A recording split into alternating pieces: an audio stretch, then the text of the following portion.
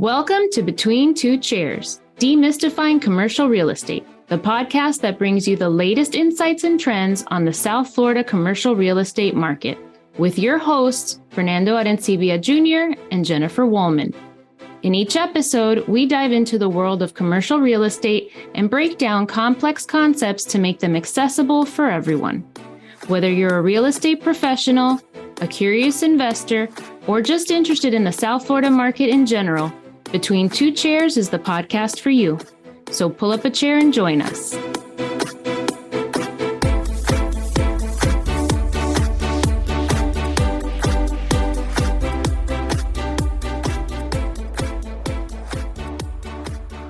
Welcome, everybody, to another episode of Between Two Chairs. My name is Fernando Arencibia, and with me, as always, is the no longer jet-lagged Jennifer Woolman. I was never jet-lagged. It was too fast of a trip to be jet-lagged. Look, I want to flash something, because our company is known for Ooh, I like it. I like it. Commercial embroidery. Thank you, partner. I didn't make it for my trip, but you made it. One way or the other, it made it. All right.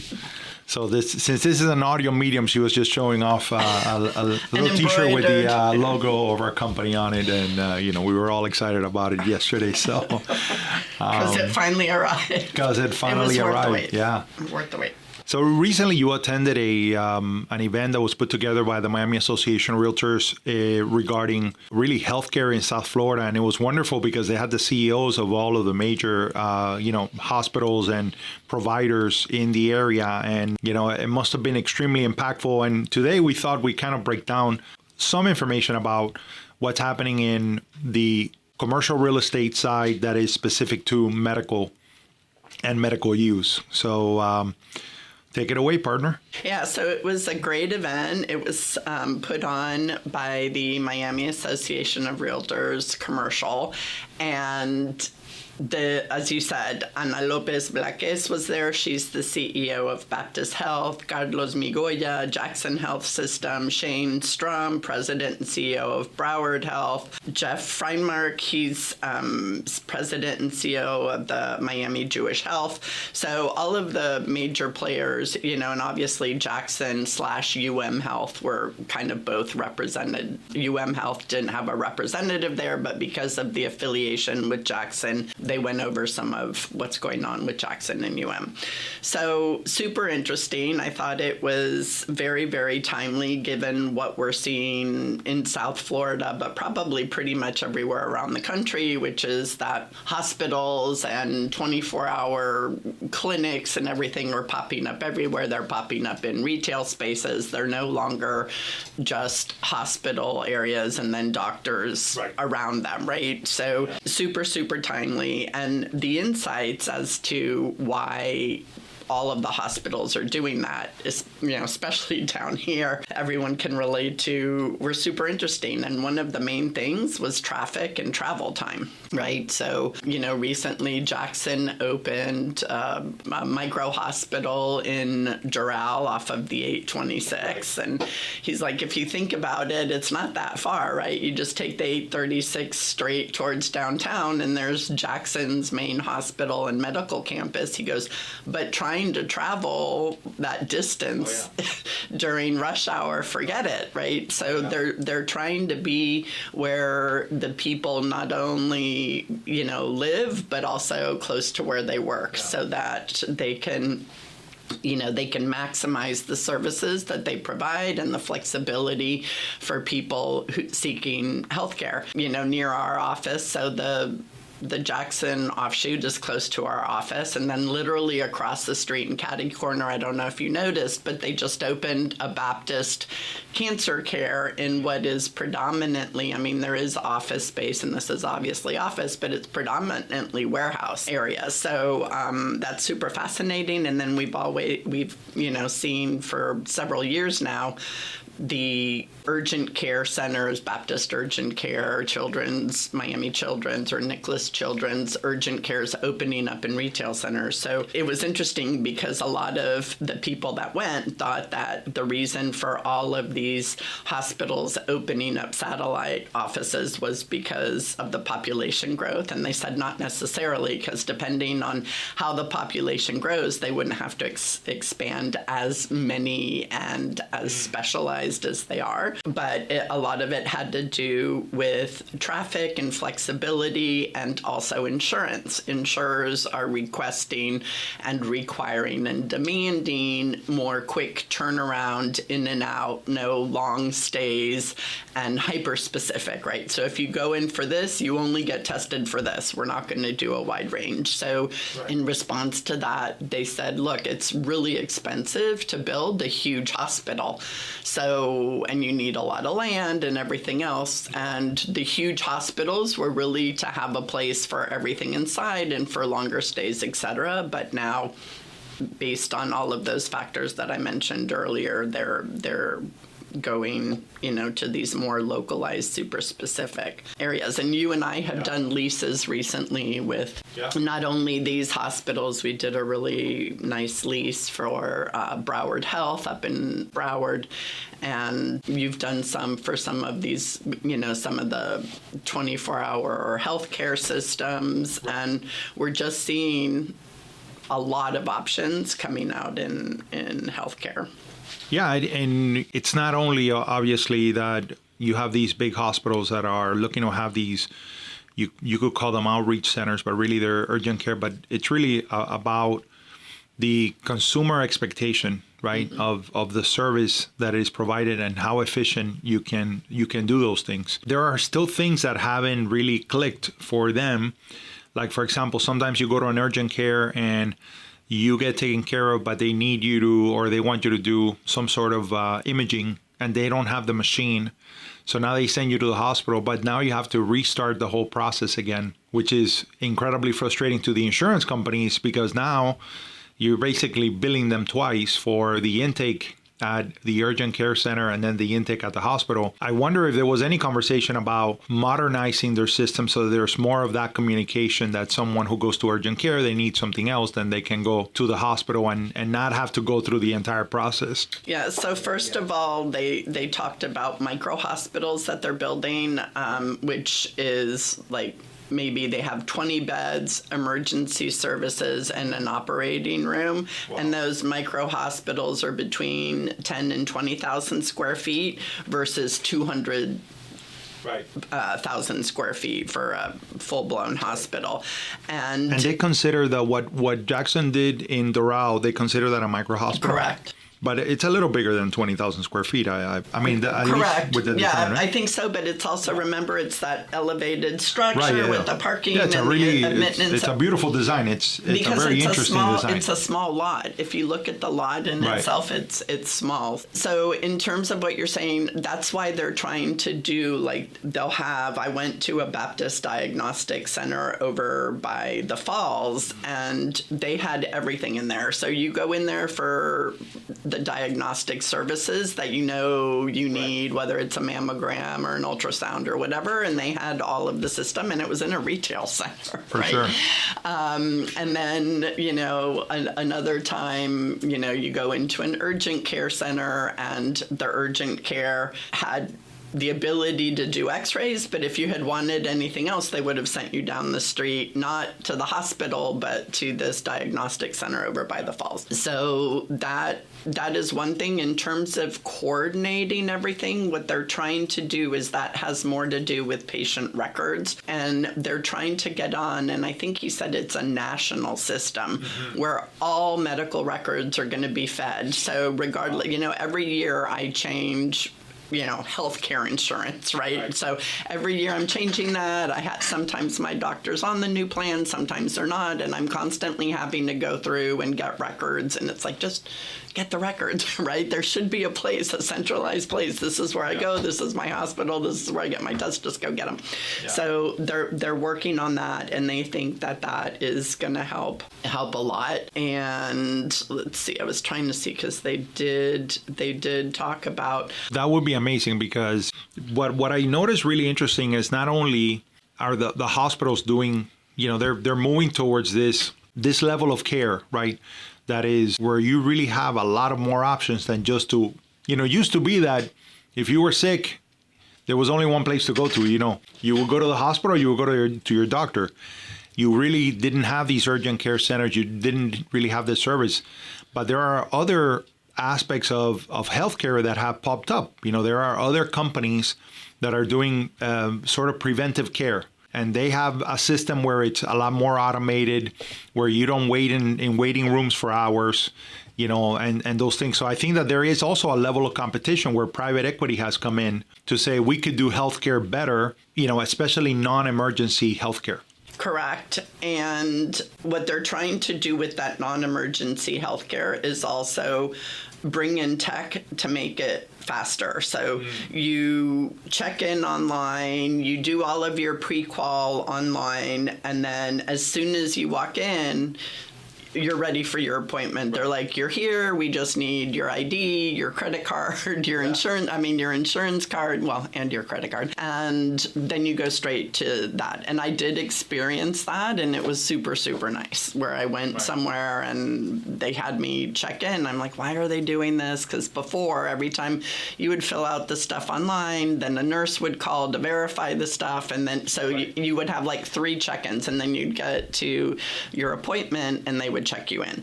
Now they're trying to automate that portion. So as soon as you get there, it's just verifying the information, picture of your credit card ID, etc. Yeah. And then the software system for all of the records, it was called the Epic system. And then there's like another system within there called the Cosmos system. And that's the one where it's going to have all of the patient records. They're going to keep it for life. So they're going to have a track record of everything. And they were all saying that it's going to be super important in providing efficiency and quality. Because, again, since the government and insurance companies want less, right? They want to be more efficient. If they're going to charge less, they want to make sure that they're still giving quality care and a quality experience to the patient, so they're not cutting that. So where they can cut the costs to lower to the government and insurance levels is with tech. And the other thing they were saying regarding tech was telemedicine and AI, and they were saying that prior to COVID, that portion, especially the telehealth, was like 1%.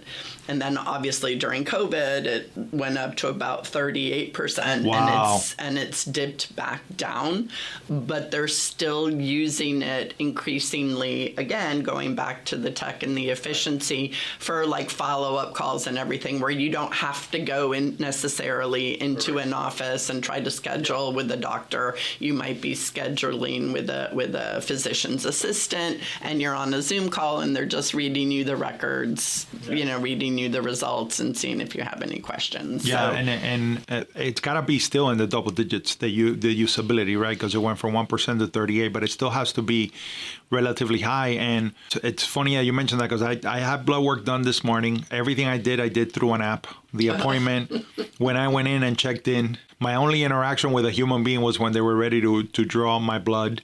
And then it was over, right? And then in the app, the results come in, rather quickly as soon as they come in. And I'm gonna have a meeting with my doctor. I haven't seen my doctor in a year and a half. All we're doing is just evaluating the labs, and so we have a telehealth, right? It's extremely convenient. It's quick. It just allows for the convenience, the convenience factor there. it's got to be amazing for healthcare providers, right? Because, they're able to actually, I would expect that they're able to increase the efficiency of those, of those meetings instead of having somebody come into the office and having to go through that entire process. Well, and it was also a way for them to address the workforce. So we spend a lot of time talking about how difficult it is and some of the challenges in maintaining a quality healthcare workforce because of housing costs, because of traffic, because of quality of life.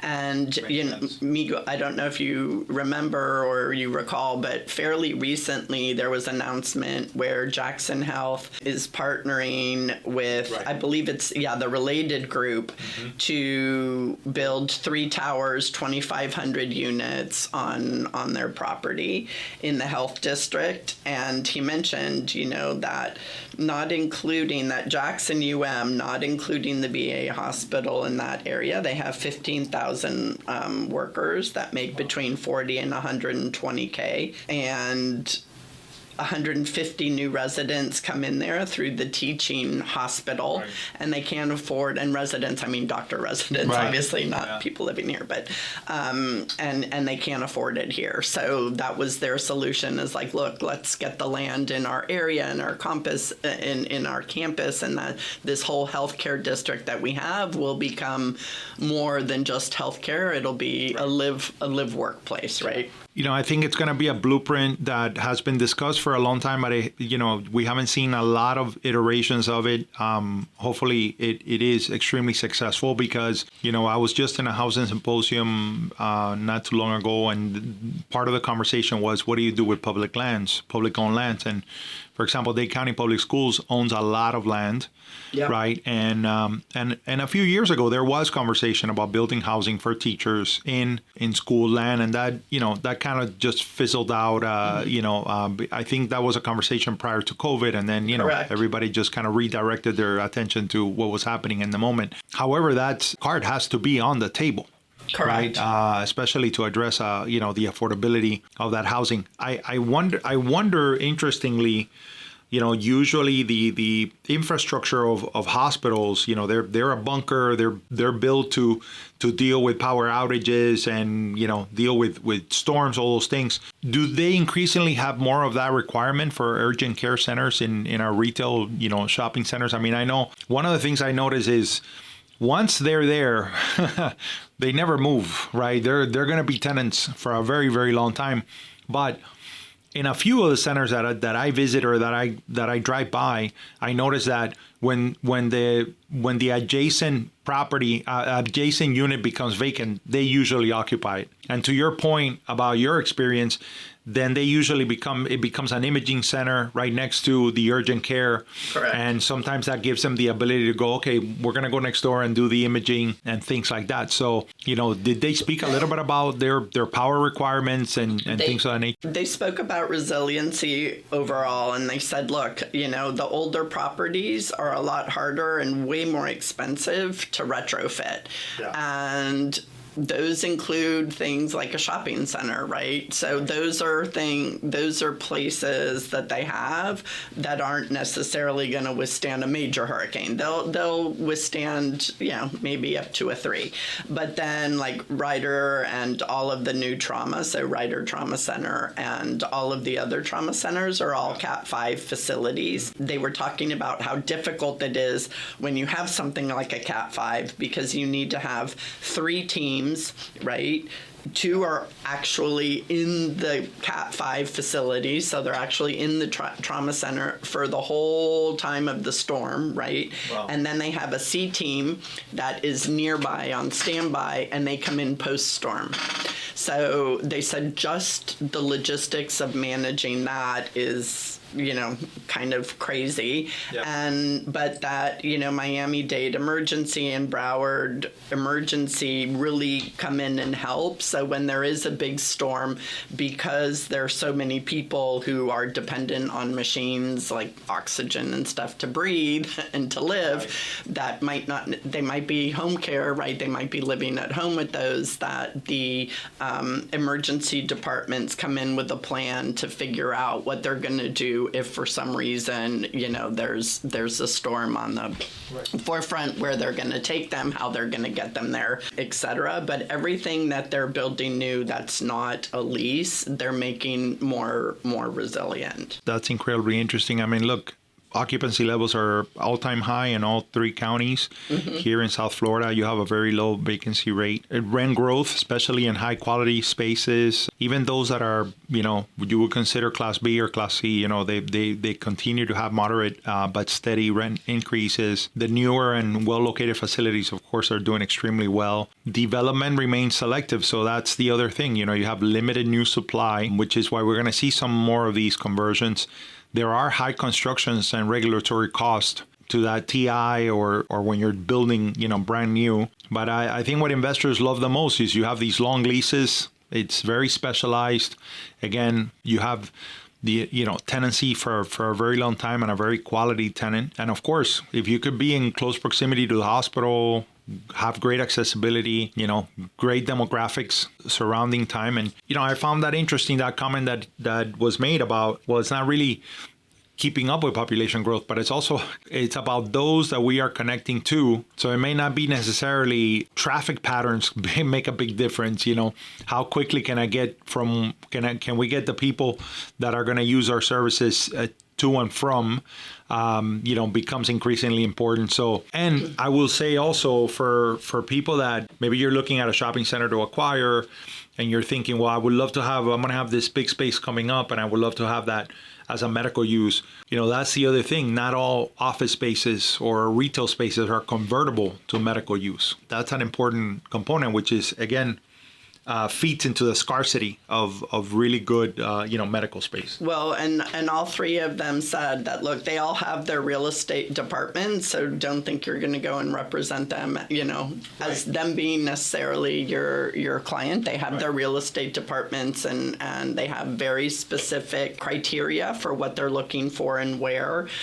But they did say that, look, if there is a space in the area that we want, we will overpay to be in that area because it's still cheaper for us to do that lease than it is to build due to the cost of capital and land and everything else. So if you're a tenant rep or a landlord rep, and you find a space and you know what they want, so talk to their, go to their websites, find out what's on their requirement list, reach out to their real estate team and get an idea of what they're looking for. Don't just send them everything because they're pretty, like any client, you don't just want to do an massive email blast or something like that with something very generic, hoping. You want to really hone in and target exactly what they're looking for and what they need, and then if you have it, present it to them.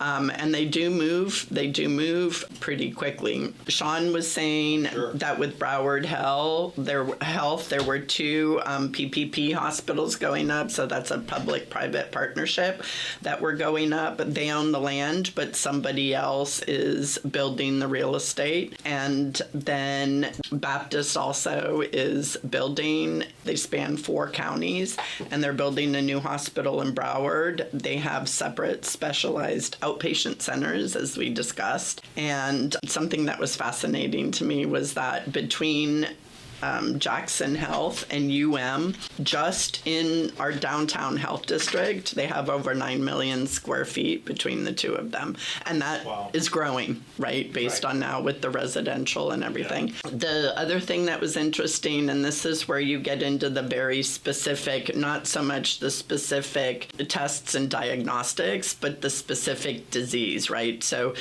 as you know, Baptist has opened several cancer, right, that specializes in cancer. Well, Miami Jewish deals more with elderly patients, and they were saying that we're one of the highest areas because of the age of a lot of our residents, that we're one of the highest areas with dementia and Alzheimer's.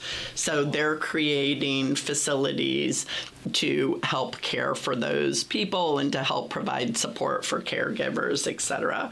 So again, super targeted use, right? Those facilities are going to be very different from some of the other facilities, from a cancer facility, for example. It's interesting to see the evolution of healthcare from 20 years ago until today, and how much the changes in consumer behavior, I believe, are also affecting how they, the direction in which they're going in creating these smaller locations that are well appointed, that are accessible, that are easy to reach, and that provide, even though they provide a limited level of service, they probably will uncover, 80 to 90% of what most people need, not only in the vicinity, but without having to then tax the hospital. Correct. Well, just think about it. If you do if you do a side by side, like with commercial real estate and medicine, right? They always say commercial real estate, be focused, know your market, know your asset class. Well, I don't see this as being any different, right? Where the asset class isn't necessarily going to be retail or industrial. It's going to be cancer or neurologic or whatever. So I thought that was really interesting. And then in terms of the market, know what you need in each area, right, that you're targeting. So therefore, Doral has a new Baptist cancer outpatient center, right? And they have a new Micro Jackson hospital. So I thought there were a lot of parallels there. And then just to your point about how medicine's changed, so based on what I was saying about Miami Jewish Hospital and what they're specializing in, right? Seniors and then hyper-specialized dementia and Alzheimer's and mental care, is they're building a continuous care community on their campus, which is a need, right? We're looking at senior housing. We're looking at where do people go who, can't really live on their own in their own home anymore, but they don't need to be in a convalescent hospital, right? So, and maybe they can't afford some of the senior living buildings, right? Yeah. So, especially if you have a healthcare issue. So I thought that was super interesting. And then finally, another innovative thing that Jackson was doing, and it relates to education and the workforce and how everything's changing, is they're starting a high school program with Miami-Dade County Public Schools that should open in the next 2 years. And it's all targeting students who are interested in healthcare and putting them on a path, because he says we get a lot of people in healthcare, but we might get a ton of people in one area, but not in the area where we need more, right? And so this way, it was a way for them to kind of feed where they're seeing the needs going. Like I imagined, some people are going to have to specialize in healthcare AI, right? How do I use all this information with AI, or if telemedicine gets much higher, what does the technician need to know to be able to deal with it, not right. The doctor itself. So I thought that was super interesting. And to your point, it's showing how healthcare is progressing with technology, with our lifestyle, with the fact that people are living longer and want a better quality of life. So For sure.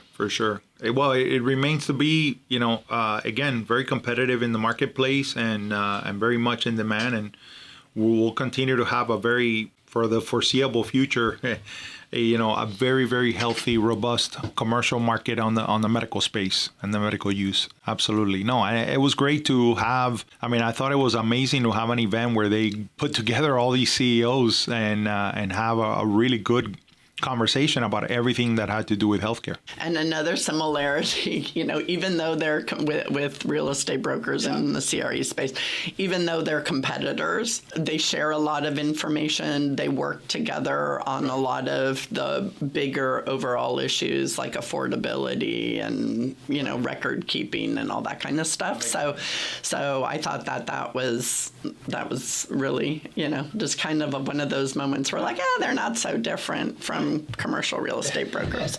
I love it. Well, thank you everybody for joining us to another episode of Between Two Chairs. We appreciate your support. And until next time, bye. Bye.